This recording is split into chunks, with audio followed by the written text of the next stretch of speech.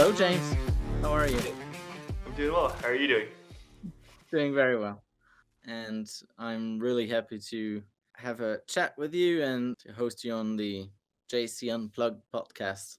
It's really a only Roblox builders podcast. So you're in the right place, I think. That's really novel. So, well, there are so many Roblox developers and builders and 3D artists that we thought that it would be great to know a bit more about these community, which is growing, and most of people we interview make a living out of it. So it's their new career, a new business. So it's amazing. It's like living your best life because you make money out of your hobby. What about you? What can you tell us about your background, your story, and how you live that Roblox life right now? Yeah. So I basically owe my career to Roblox. I started programming, or I started on Roblox in 2009, and like basically accidentally opened up a program, and I was like, oh, this is how things work on the platform. And I don't know what my life would look like if I hadn't accidentally like double clicked on this script basically in like 2009.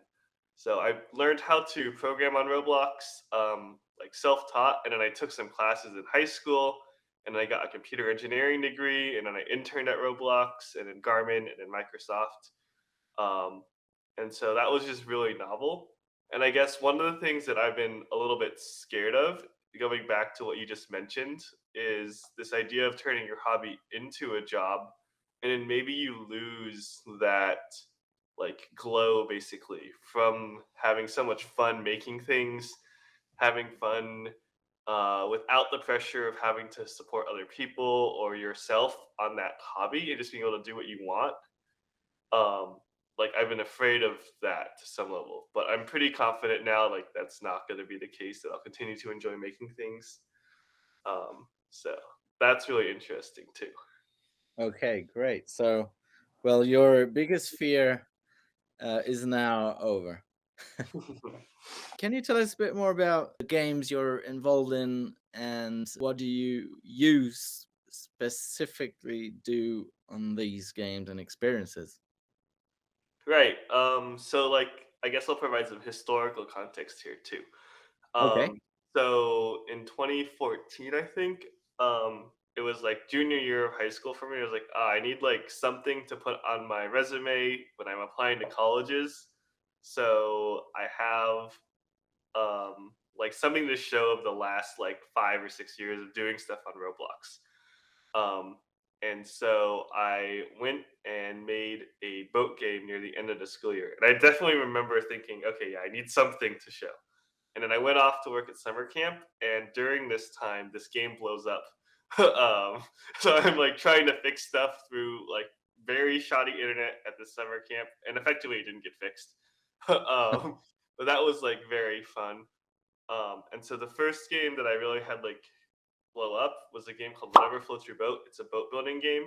And I had lots of help with like small bits and pieces, but I did like pretty much all of the like overall pieces. Um, and so I can both build things on Roblox and I can program, which is a pretty nice combination. And I can do like UI design. Okay. Um, there's a lot more to that than just there's a lot more to making games than just that. But those are like kind of the three core things you need to make something at least like visibly presentable. Yep. um, and so I've worked on lots of other stuff in the meantime. I did lots of sponsored games in the early part of my like Roblox career, and then also like just did random programming projects for different people. Um, After that, like went to school, got a little bit more busy, but kept on making things. And then after college, I wanted to do the Roblox Accelerator Program because I figured like I'd have a bit of time before I start full time to like just try and make whatever I want to make, right? And so that was 2020, which I got about a week of that before COVID hit. Um, and so out of that, so the game we made there is called Windlight Bay. We didn't really finish that game. I didn't have the game design expertise then to make that game good and finish it out, and the producer expertise to like execute properly. but I did get a ton of great technology, and out of that game, we got a game called Ragdoll Sim, which is one of our like top games today. And then since then, we've basically been able to release a new top game every 6 months or so, or at least a sticky game every 6 months or so. And by sticky, I mean a game where players will continue to come back and there's always a concurrent player count. Um, and so um, after that, we have a game called Would You Quiz, which we made in like all of these games we've made like very quickly. Like Ragdoll Sim, we made in a weekend and then published it. Would I You love it. Quiz, I made in a weekend too. And each time I've tried to include different people. Um, but I did Would You Quiz like at some other point. So that's like a quiz game. Ragdoll Sim is just a physics game. You like ragdoll yourself. It's one of the core technology modules from Winlight Bay. And then we have a game called Ragdoll Physics, which is positioned different in the ragdoll market, if you'd believe that. And then we have a boxing game called Boxing Beta, which Martin made originally, and then I've been helping with. So we've been working on that one a lot recently. And Okay. then we have a paintball game and a car game, and I might be missing some, but basically, like we build out this reusable technology, and then we use it in different experiments. Each game doesn't take too long to validate the like game idea, and then we end up with a game that at least some subset of players enjoy. And now we're working on getting better at like communication within our team, game design. We've been working on monetization and like just other design elements in our games. So That's awesome. And do you team up with the same guys each time, or do you partner with different builders? yeah, so I like to collaborate with lots of people, but at this point I'm mostly working with the same set of people each time. Hmm. Okay. And so we have these different brand labels, Frobulate and Sketchy Labs, and we're gonna aggregate those underneath another label, which we haven't announced yet. That's pretty exciting. Cool. Um, and so we'll have like a more official studio, so I don't have to list off every single game. So is this your full-time job now? No, so I'm still doing this as a hobby, basically. I know it doesn't sound like it, What? but I'm working at Microsoft full time, which is a lot of fun. Um, and I'm working on source control, which is if Okay. you're not technical, you may not know what that is, but it's basically how programmers collaborate together. Yeah. Okay. Because you mentioned maybe 12 games before. How Yeah, I how mean, do it you, helps that how I do you have feel? like these games are sticky in terms of they do not need updates to continue to stay alive, although they definitely All right. perform better if we update them. Um, and I also have other people in our studio basically to help me maintain those games. And then I'm providing a lot of like technical guidance and leadership and like mentoring, um, and like course systems for these games that other people can't program at this point. Um, and so that's like fun because I can leverage the software engineering experience I have from my day job to help Mhm. with these games. And what I'm working on now is building up organizational capacity to maintain all of these games at a high enough quality that we're happy with the quality they're being maintained at and that players can have a better experience. Okay. Cool. Very cool. And um, so would you be okay to answer the question about your biggest mistake? Yeah, it is hard to identify a single biggest mistake. I can Very true. provide some fun anecdotes. So here's a good example of like mistake that could have killed our game. We added like a day-night cycle a few years ago to Ragdoll Sim. Like, oh, we've Yeah. got this cool day-night cycle technology from Winlight Bay. We'll add this into the game. We add it in, and we're like, huh, our player count's down. So I check analytics and I backtrack the like we're like looking over the course of like 2 weeks or something, and we're like, oh, here's when our playtime drops like 30%. I wonder what happened then. And we just go back through all the updates we've done, and we eventually identify, oh, it was probably like it could have been these two things, but it's likely that this was the date that we released like the day night update.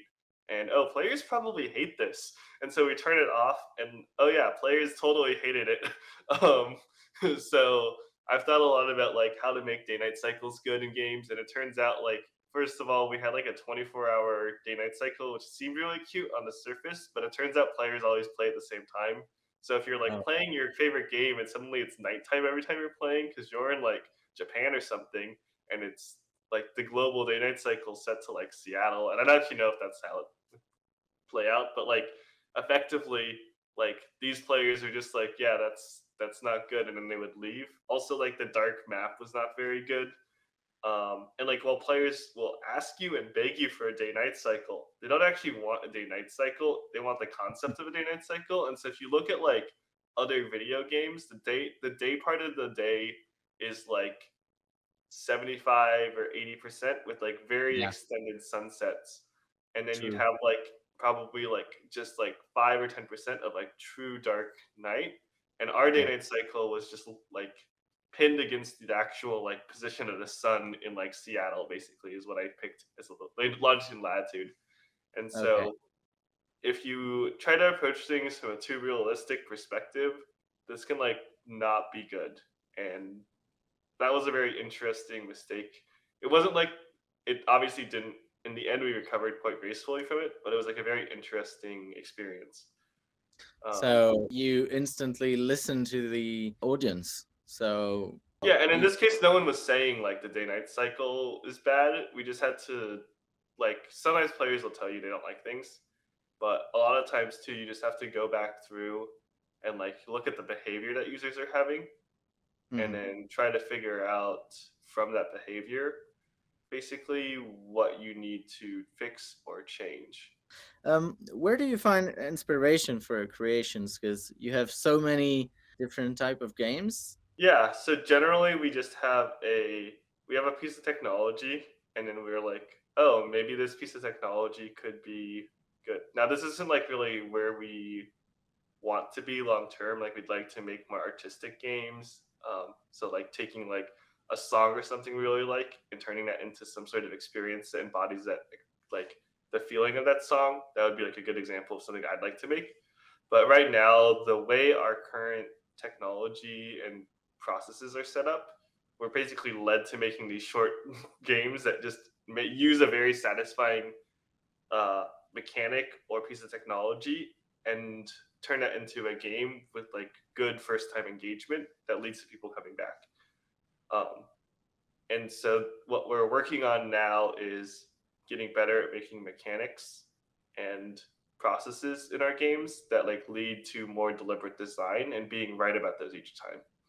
Can you tell us a bit more about the Roblox OSS Discord, please? Yeah, so that's the Roblox open source Discord. I'm really happy with this community. There's like a few thousand people in it. And if you don't know what open source is, it's basically this way to share code and tools and processes across basically all of like software engineering as a field. And so the software you use every day is almost certainly powered by open source software. For example, if you use an Android phone, Android is open source. And then that basically gives you the ability to fix and patch things and use things. And this is like this in the last 10 or 15 years, it's been pretty fundamental to the development of the software engineering industry. Um, so the Roblox open source Discord is on the surface like a way to promote this within Roblox, like sharing techniques and software and technology. But the other thing that I thought was really important is there's a lot of Discord servers that exist, which are friend groups or private servers or like invite only servers for developers, where older developers or people who are well networked who have been on the platform just hang out because like these people are friends, right? And so you just chat, and then you happen to chat about Roblox development because that's what you're interested in. But for newer developers, this discussion is moved off of like searchable um, forums and other places online. So there's not a good way to get in contact with these developers who have a lot of expertise to share, and most people are pretty happy to share and help other people. It's just like you also filter for like good signal to noise ratio and like having interesting conversations. Um, and so DevForm is really good, but for slightly more advanced topics in programming, the open source Discord server has turned out to be a pretty decent place to have these conversations where I've been able to have like very experienced developers still have conversations in this Discord server. And I think that's really important because I'm not sure I would have learned how to program very well without having a space like this. where there's people who I can ask questions that are like harder questions to answer that only a few people in the community can answer. And so what I'm really happy about this space is that anyone can join it in the spirit of like open source software. It's open to any contribution. Um, but then the culture there is still really helpful and technical, and people who are experienced programmers want to hang out there. And that's been something that's been very hard to do, but is like very important, I think, for the health of Roblox's advanced programming community. Thank you very much, James. What would be your favorite advice you could tell to the younger generation starting on Roblox? Yeah, I wrote an article about this like 5 or 6 years ago, which was basically never be bored. And I basically still hold by this. Like, you should have fun making things. It is like if your goal is to learn how to animate well or how to program or something, I think it's important that you don't just try and sit down, buy like 3 books and start trying to read them, and you're gonna get bored pretty fast doing that. I think it's important that you pick a thing you want to make. Nothing too ambitious. You might say, I have a favorite game I like playing on Roblox, or maybe a favorite game that's off Roblox. And there's this one little thing in it that I've never seen done before in the way that I'd like it to be done. And then just try to make that and keep on asking questions and keep on thinking, how can I make this just one small component, the smallest piece possible, um, and you'll end up making it probably. Like, it might take a while, it might be really hard. The hard stuff is like making all of it, but you can usually figure out how to make a small piece of it. And I think that's a really effective way to learn, um, and like a really fun way to learn too, or at least it should be fun. Um, so that's like my general recommendation when someone asks me like, how do I learn how to program more, or like, how do I get started? It's just like, try to make something that you want to make, and you'll end up learning the programming because it's a tool that you use to make that thing, not because you want to learn the programming, but you'll learn the programming anyway. And did you get any help when you started?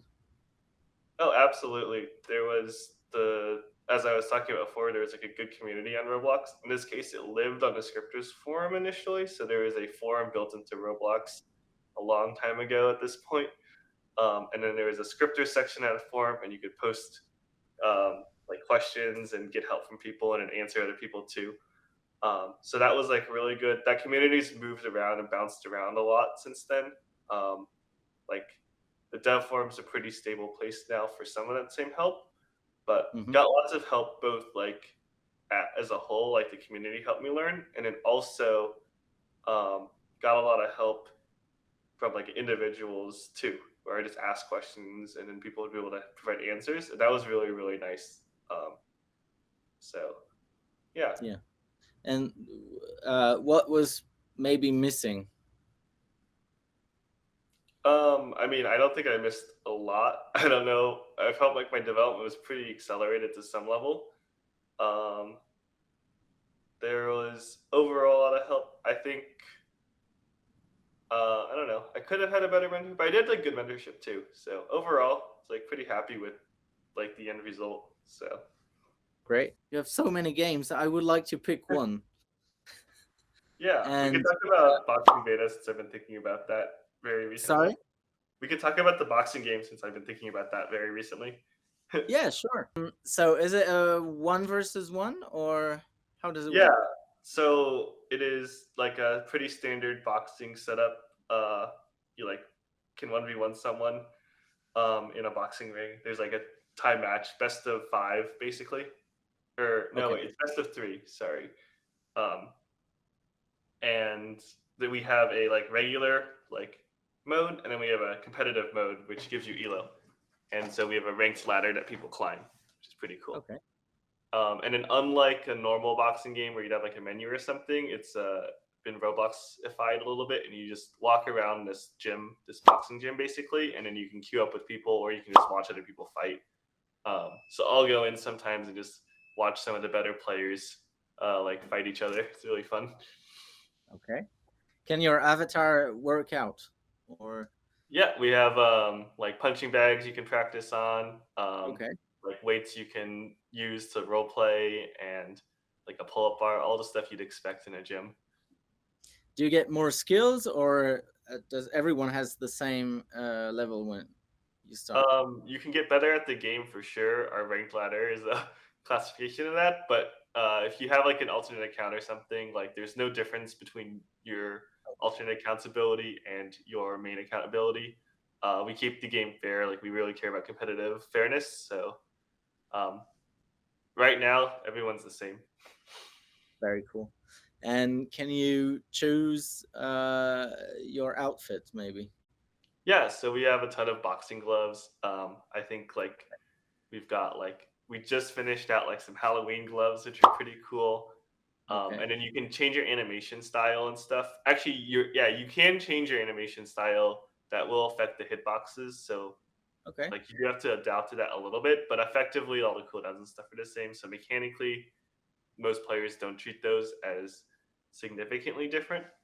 Um, but you can customize your avatar. We have different things you can customize, and we're working on more of that. Awesome.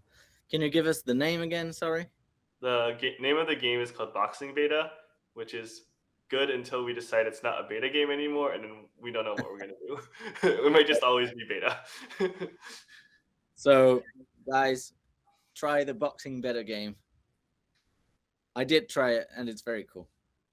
Um, uh, would you like to add something, or uh, talk about a specific subject, maybe? I don't have anything specific. I do want to just like encourage people to make more things on Roblox and try it if you haven't. I think it's a really good time, and you should be able to make something you can show people pretty easily. And I think that's like a worthwhile endeavor. How do you see your career path? Is it only Roblox focused, maybe? Like software engineering is something I'm like quite good at. So that's what I'm doing right now. Um, I don't know where it'll go.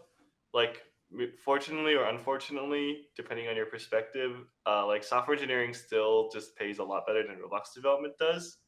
To some level, the thing you have to understand about the Roblox market in general is effectively a winner take all market, like Spotify or YouTube. And by that, is I mean is like it follows a power law curve, and so that means like the top one person earns as much as like the top like I don't know, like if you go down 10 spots in the ladder and like those five people, like 10 to 15 combined, earn as much as number one, and then like 90 to 100 earn as much as like together combined as like number 10 or something. And so like basically you're on this ladder and there's a lot of developers on this like ladder of like this power curve, but unless you're near the very top, you end up not like you can definitely have a living off of it, but like software engineering is actually insane right now, in terms of like compensation. And so that is something that's like very interesting. And Roblox is working pretty hard to try and like even this power curve out as much as possible, at least as far as I can tell. Um, but like that's sort of how it is. So I'm kind of just doing whatever. Like I get to have this creative outlet on Roblox, and I get to have like impact on the software engineering field at Microsoft. Um, and so there's like lots of interesting things there. So I don't really know where my career is going, but I'll definitely be making stuff regardless. Are you looking for more commissions or partnerships with brands and connections with brands and customers? Yeah, so brands are really interesting. This has been well, obviously, like as I was talking about before, brands have been on Roblox for a while, but they used to come through Roblox. Now they're reaching out to studios directly or through intermediaries too. And this is like very important. Like some intermediaries help a lot with like keeping communication smooth with the brand, understanding the market, and communicating in a way that like especially as a smaller studio, we may not want to like spend that time like negotiating with the brand or talking to them. That being said, we haven't done brand deals in the last like 2 or 3 years. Like I haven't done a brand deal in the last 2 or 3 years. And the answer or reason why is basically like A, brands can be a pain to work with sometimes, even though the compensation can be good. B, we're not sure how it's going to impact our game's like statistics or revenue, even though like we're pretty sure it'll be okay. But it just depends. And then the last thing is we're really waiting for some brands that feel more authentic to our experience, especially for this boxing game. We'd like Yep. love to partner with like a boxing glove brand or other sportswear that feels like authentic in the game, and like obviously the brand will get that like product placement to some level, but also what we really care about is that like IP licensing to actually get to use that brand's IP in our game, where it's like sort of a mutually beneficial deal, um, in terms of us being able to provide more authenticity in our game, basically. And that's Okay. something that the brands can provide that we're really looking for, but we haven't really spent that energy to find them yet, if that makes sense. You probably know that Dubbit is an intermediate and a studio. We happily can provide this service and get in Yeah, touch developers with developers and developers with brands. And we take care of all the boring stuff, so contracts, etc. You know. yeah, absolutely. And I That guess, that's our job, doing the boring stuff. Hopefully, we get paid for this, and yeah, we have the studio on the side, which is not boring at all. Even though doing the boring stuff is not that boring because we speak with huge brands. We've just launched the a new update on the Nickelodeon world. Incredibly fun to work with Nickelodeon and this kind of brands because you can play with your favorite characters, the one you've seen on TV when you were a kid, etc. So it's really cool. We think that experiences and brands need to work in a better way to make better experiences or to make better partnerships. It's very important for players that the game feels better thanks to the partnership. yeah. Um, I mean, and recently, I'm convinced like brands also care about this too, right? Like the brand wants their own brand to like elevate the game, not like degrade it in any way, right? yeah, I mean, sometimes brand brands focus on I want my own experience, you Yeah, know, and and there's a whole um, market for this. yeah, Studios definitely can exist off of like if we wanted to just exist as a studio that needs to exist because like we're supporting X amount of people in their life. Like yeah, brand deals are like an amazing way to just keep a studio running right now. yeah. Um, as an example, we partnered with a shoe brand called Kickers a few weeks ago, and we partnered with the game Fashion Famous, and the figures doubled while we were doing the advertising campaign. And crazy number is we didn't sell, but we gave away 25 millions outfit. So 25 millions different avatars wore Kickers wearables in the game, That's pretty which fun. yeah, it's crazy. It's crazy. Yeah, So um, the owner of Fashion Famous is really, really happy of the figures after the campaign. So it's good for his game. It's good for money and good for the brand. So everyone's happy, and we are happy too. yeah, So well, we'd love to partner on one of your game. I'm sure we can find a very cool boxing brand or sportswear brand. yeah. Um, has it ever been done, or will it be the first time on Roblox? For like a boxing brand to be Yeah, activated. I yeah, think this would be the first time, as far as I'm aware. Although it's definitely hard to track all of the brand activations happening today. true. But well, let's do it then. Yeah, Yeah. Well, James, thank you so much for your time. yeah. Thank Uh, you for your time. it was a great pleasure to talk to you, and well, hope to see you very soon. Yeah,